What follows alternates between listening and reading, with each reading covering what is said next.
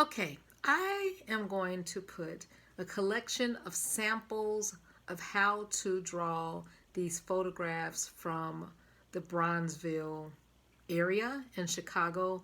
And, these are from the 1920s. And like I said, I wanted you to start with a border and to just lightly copy with your eye. You don't have to be an artist. You don't have to be an aficionado. Just want to train your eye. So you can have any starting point. This guy's hat, and this is from, it's called, the Sunday's Best were the 4 young men in a car. You're just drawing the outline, right? You're going to do this with pencil. I'm doing it with marker just to show you. What am I doing? I am carefully recording what my eyes see. And of course, you can go back and erase. I am patient. I'm not judging myself saying, oh no, this is ugly. So far I got the first young man. Then I have the back of the car, the top of the car. And then I see that this young man's shoulder is coming out. Oh, shoot. See that this young man's shoulder is coming out. There's a curve, right? I'm not judging myself. I'm going to the top. Now, sometimes you could go from top to bottom or bottom up. I just did bottom up. I'm just recording what I see. This is going to help you if you go to law school, because you're going to have to notice a lot of detail when you're reading. If you go to medical school, you're going to have to notice a lot of detail. As far as if you're going to be a surgeon, you're just training your eye to see nuances. Okay, and then by here, this is the young man's shoulder, right?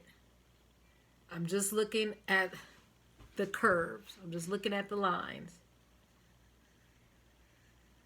And then by here, his shoulder, arm, down, right? We could always go back in. Let's see. This is the young man's head, the top of the car. We could go back and record more information that we see. Now, it doesn't have to be perfect.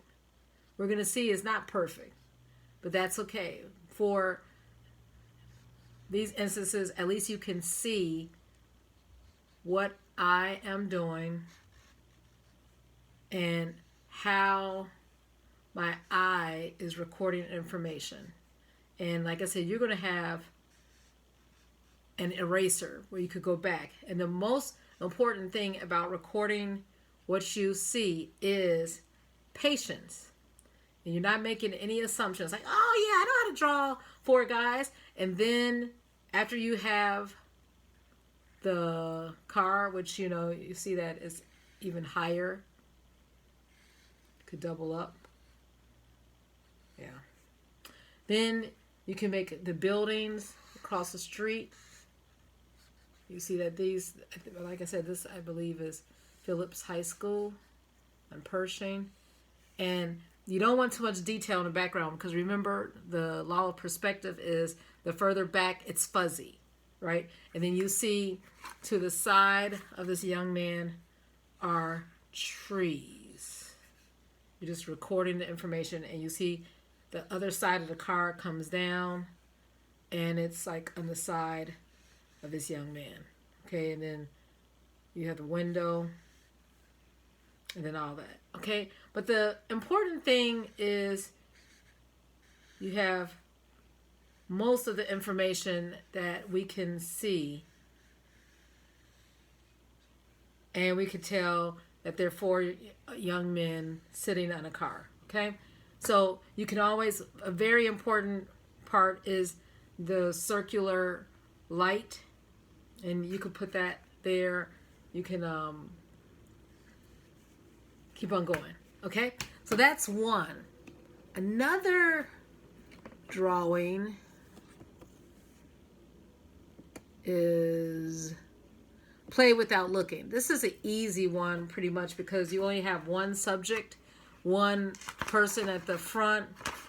Even though you have the other young man looking back, I think he's most interesting. Draw or start with what you find that's interesting. So his profile, the nose, and I shouldn't say nose, but the curve. And it's much bigger than I would want, but that's fine. That's fine. Curve. Because now I'm not going to be able to put the piano in there. But you see what I'm saying. So if I put his head here, then I got to put his shoulder up here. And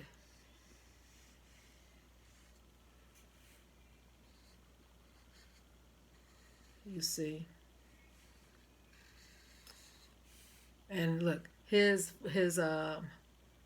head will probably be cut off, but that's fine. This is where the microphone is, because I ran out of time because I made it too big. But you see that the microphone comes down. Remember, I told you what's the most difficult element to draw? Yeah. Right. And then you see the cuff,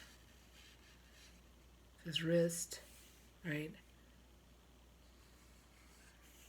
And then you can put more details, the lapels.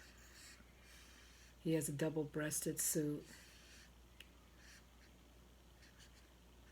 And it goes like that. And of course, like I said, you could put more information in there. Like you could put the piano top coming from his shoulder.